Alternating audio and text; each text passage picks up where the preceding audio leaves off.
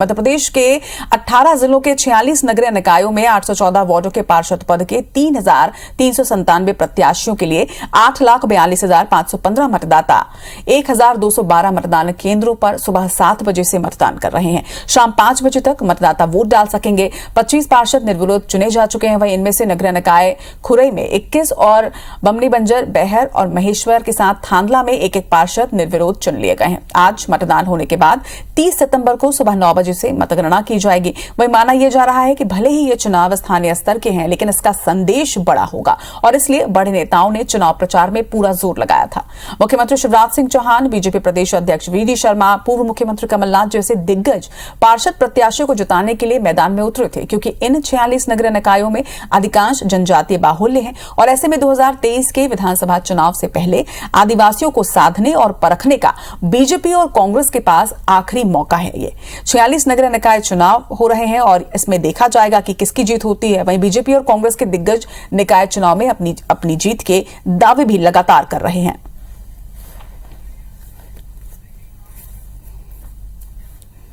चलिए, इस खबर पर ज्यादा जानकारी के साथ हमारे सहयोगी विवेक पटैया हमारे साथ जुड़ रहे हैं। विवेक, बेहद खास ये निकाय चुनाव इस बार है। अब तक की अगर बात करें तो अब तक कितने प्रतिशत वोट हो चुके हैं?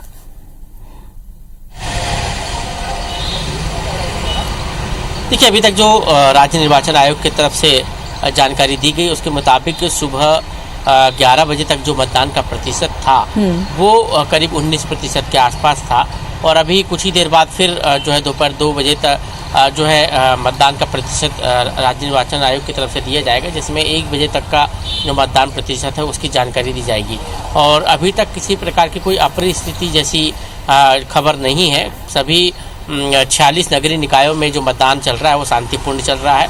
1,212 मतदान केंद्रों पर ये मतदान काफ़ी शांतिपूर्ण तरीके से चल रहा है। लेकिन बीजेपी और कांग्रेस दोनों ही पार्टियों के दिग्गज की नज़र आज वोटिंग परसेंटेज पर है। सभी जिलों के जिलाध्यक्ष को बीजेपी और कांग्रेस ने कहा है कि मतदान प्रतिशत को लेकर वो सतर्क रहे और मतदान प्रतिशत बढ़ाया जाए, क्योंकि कल ही बीजेपी के दिग्गज नेताओं ने बैठक की थी जिसमें आज जो चुनाव हो रहा है, जो मतदान हो रहा है, उसको लेकर रणनीति बनाई गई थी।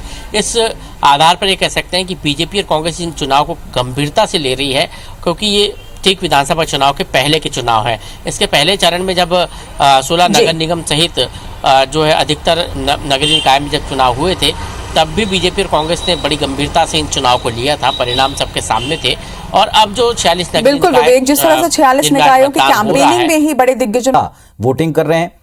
1,212 मतदान केंद्र बने हैं, जहां सुबह 7 बजे से वोटिंग की प्रक्रिया शुरू हो गई है। शाम को 5 बजे तक वोट पड़ेंगे।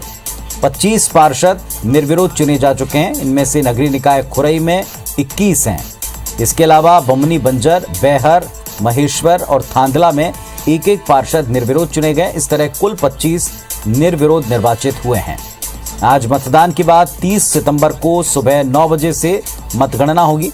ये माना जा रहा है कि भले ही ये छोटे चुनाव हैं, स्थानीय स्तर के चुनाव हैं, लेकिन इसका जो भी संदेश होगा पार्टियों के लिए, पार्टियों के प्रति जनता का, ये सबसे महत्वपूर्ण होगा। बड़े नेताओं ने चुनाव प्रचार में पूरा जोर लगाया है।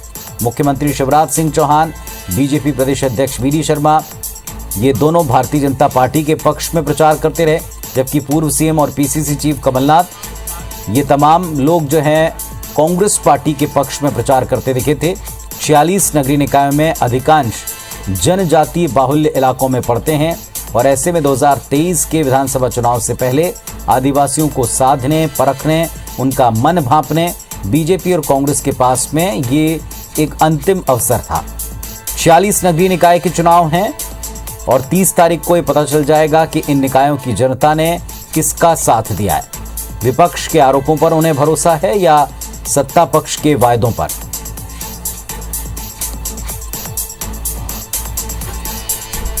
तो कुल मिलाकर 46 निकाय हैं जहां मतदान की प्रक्रिया चल रही है। शाम को 5 बजे तक ये वोटिंग होगी और 30 तारीख को नतीजे मिलेंगे।